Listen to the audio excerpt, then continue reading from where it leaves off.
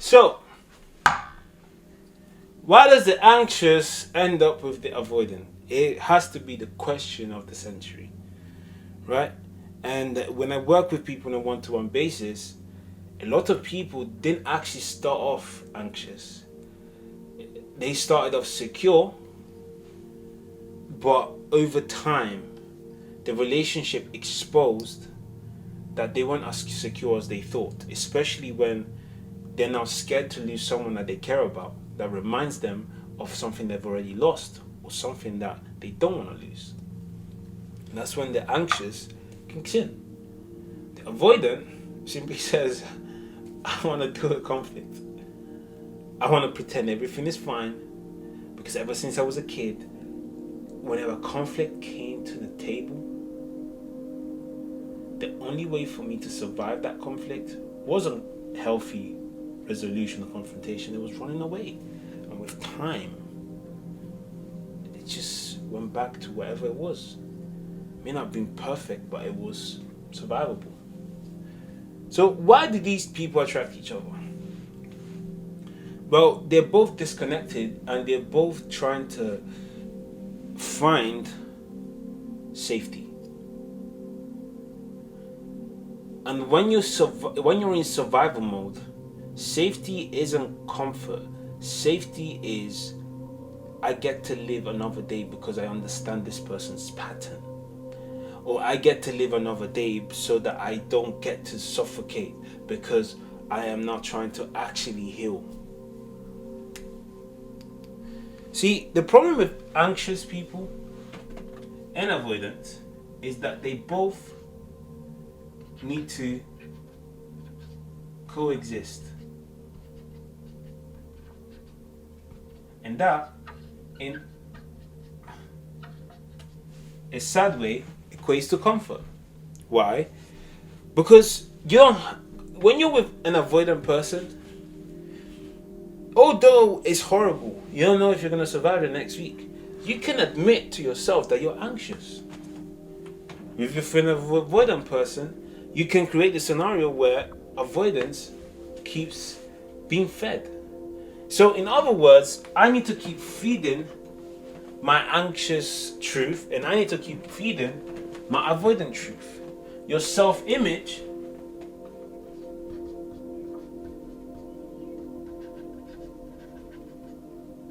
or, let's say, anchor is your strategy. And your strategy is, I fix things. No matter how uncomfortable they are for the other person, I fix things, because if I don't fix them, I'm not safe. That's my strategy. I escape because if I don't escape, I'm gone. That's my strategy. And I'm telling you this because I was both of them. I was the anxious guy and I became the avoidant guy. The whole building is burning in front of me. I'm just like, as long as I don't acknowledge it, it's not real. What they don't tell you about these two patterns or strategies is that they all point to something. Your identity is incomplete. Not broken, but incomplete. Why? Because both of these strategies don't actually lead to an outcome. They just state a response or an option to a situation. Why are you anxious? Because I don't know what's going to happen. Why are you avoidant? It's because I don't want to deal with what's happened. Are those complete sentences? They look like it, but do those sentences get to the outcome, which is connection? No. So how do you get to connection? Well, the avoidance says just keep doing what you're doing. The anxious person says just keep trying to fix it. When I speak to people on a one-to-one basis and I show them this pattern, a lot of times what tends to happen is they then realize where the cracks truly are, which is your identity is attached to a strategy that just doesn't get you to what you want. The question is, do you want to keep using it? Or are you ready to go through ego death, ego identity transformation, recalibrating yourself, becoming a brand new being, facing what your brain calls death, and then resurrecting into a brand new being that is now secure? Are you ready to go through that? Because that's going to suck. I remember there was a girl in particular, I was walking through it. You know how hard it is to become in full charge of yourself? You don't get to be a victim anymore. You don't get to blame people, men, women. You don't get to blame anyone anymore. The only person that can change things is the only person that's been in front of you this whole time. And you have to sit with that. That this whole time, despite all the pain you went through as an anxious individual, the only person that could change it was you. This whole time, the only person that could help you deal with how avoidant you were was you. Because the avoidance self-sabotage, what do you do? If I can't avoid it, I'll self-sabotage it. So I don't have to deal with it. I get to remain this fake hero in my own world. That's what avoidant thinks. Now, in order for you to change all of this, I said it already, but your self-image has told you that this is who you are.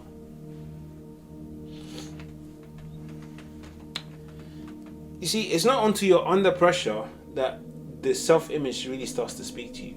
And what it says is some horrible things. I remember when it was speaking to me, man. It said I'm weak. And it said it, but it said at the wrong time. I was at the gym and I'm lifting. And I'm like, I'm looking at the racks. Right? So there's 2 kg, 4 kg, 10 kg, 15, 20, 25, 30, 40, 50, 60. I'm at like 50 something. And I'm weak. I'm like, do you know what? I don't know if I agree with that. Right? Because I could see the evidence. And that's when your self-image starts to shake. So your self-image will focus on a specific evidence that serves the self-image you've decided to focus on. Because the truth of the matter is that I am weak. But I'm not weak all the time. I am angry. I'm just not angry all the time. I am depressed. Or I can be depressed. I just not that all the time. See, when your emotions become your self-image, you start to obliterate any other evidence that says otherwise. The reason why you can't get through to people who are depressed is because they've obliterated everything else. I remember when I was depressed, I was numb to everything else. Hey man, normally you're this. I don't care. I am depressed right now. Hey but this, I don't care. This is who I am right now. Right? The moment your emotions become your self-image, everything else, angry. What does the angry person do? Doesn't care. This is anger time right now. Hello. Am I speaking or not? Right? You internalize, you turn your anchor. It's almost like you shift the anchor. The anchor is this heavy thing that you're lifting and you're placing it down right in front of you based on how you're feeling in the moment. And then you start to, and then once the evidence is set, the belief is formed.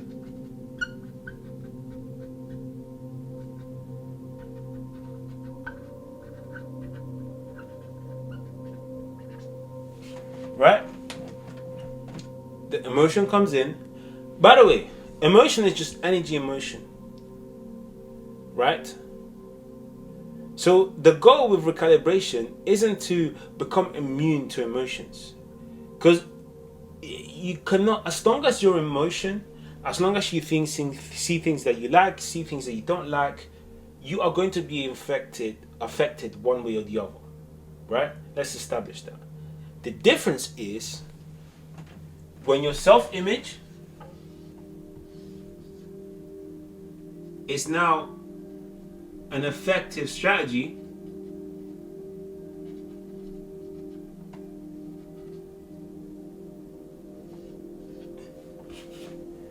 it bounces back. Why? Because your evidence is established, so your belief is established, and the emotion comes but goes out right back. And I'm gonna give you an example. Because you know who you are, your identity is established. I can be anxious. I can also be avoidant. But I can also be secure. I can be weak. I can be anything. And that is the game changer. Because I can be anything, I better decide what I want to be. Right? Because if I can be depressed, I can be happy, I can be sad, I can be this, I can be that. Let me decide what works for me. Because if I don't decide what works for me, emotion will. And it will build the evidence. And that will become a belief. The reason why you're anxious is because you allowed your anxiousness to build evidence and tell you that's who you are. The reason why you're avoidant is because although you were secure, you build the evidence and you've now told yourself that that's who you are. Because now it's an embedded strategy. But because it doesn't work, you now need to be disgusted, revolted, and ashamed.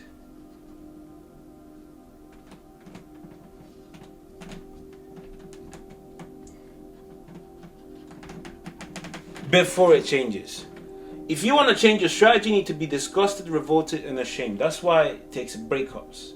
That's why it takes an event that really exposes that what you're doing doesn't work before you shift it. You want to know how I've done it? It's because that's what happened to me. I was so disgusted at being anxious that I became avoidant. And I was so disgusted at my avoidance that I became secure. And sometimes it doesn't need to be an intense moment, by the way. No, it has to be an intense moment. It doesn't have to be traumatic, I mean. The intense moment could be a difficult confrontational situation. Like the ones I have with my clients all the time. It's like, yo, you want to die alone? Is that what you want? You're an avoidant, right? Yeah, you like that. You like being avoidant? No. Okay. I don't know how to change it. Right. Okay, cool. What have you tried? Yeah, I've tried this, I've tried that, I've tried therapy. Okay, cool. Are you comfortable with your outcome? You want to change it? Are you prepared to do what it takes to change it? And then we go through an amazing 12 weeks where I spank you left, right, and center until you have no choice but to become the secure person you want to be. I will tell you to go and speak to 5 CEOs a day. And if you don't do it, it's your money. Go speak to 5 CEOs a day. See how you people please, or see how anxiety does you the 6th week in. Right? Meditate, clear your head. Build a strategy that actually connects with people. Build the confidence, build the influence, charisma, so many other things that we discuss. But once you're disgusted, revolted, and ashamed, you will see change. Chase Hughes talks about this. And once you see change, you change your strategy, because your strategy is just a promise you told yourself that gets you to comfort, gets you to safety, and gets you to a grounded identity. My grounded identity is secure. So whenever I feel like my emotions is coming in, oh yeah, I just observe. I can be anything. So I choose this, right? I done a breakdown where I showed one of my paid clients how to reset their identity, the core values and everything that represents them, and build alignment around that. If you want the same, book a call. I say book a call and I do the quiz, or you can book a call and I'll get back to you in 24 hours. The link is in the bio. Yeah. But I hope this has helped you in regards to understanding why you're still anxious, why you're still avoidant, why you attract. And by the way, the reason why you can't attract secure people when you're avoidant or insecure is because secure people want nothing to do with you.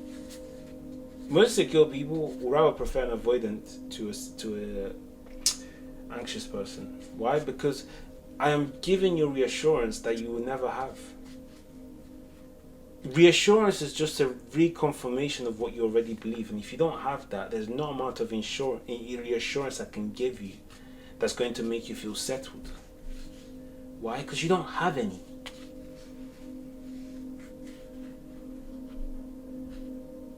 Reassurance is just a reminder of your self-image and your anchor. But if you ain't got none because your strategy says I am nothing, I am weak, then that's what I'm going to keep feeding, and there's no point in me feeling that. So secure people want nothing to do with you. So a lot of times the reason why you attract certain people is because you think you've healed. This is the problem I have with a lot of people. You think because you've gone to therapy, you're healed. No. Therapy just exposes what you need to do. If you don't do it, it doesn't matter that you've gone to therapy.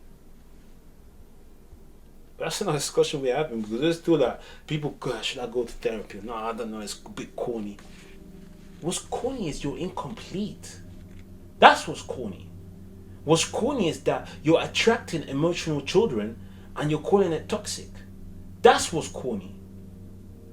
Healing is not corny. Healing, if anything, is the most brutal thing you can do. But it's the best thing you can do for your legacy, for your life, for your performance, for the dream you're building, for your freaking life. Are you kidding me? You don't want to heal? Oh, no, healing is that's a thing I don't want to deal with. Okay, that's fine. Let your children deal with it. And then they'll ask you, Dad, Mom, what, you didn't want to heal? No. I've said enough. Guys, do the quiz, figure out your pattern, and if you want to fix it, cool. If not, keep watching the videos or wait for the book, The 3R Method, coming soon. See you next one.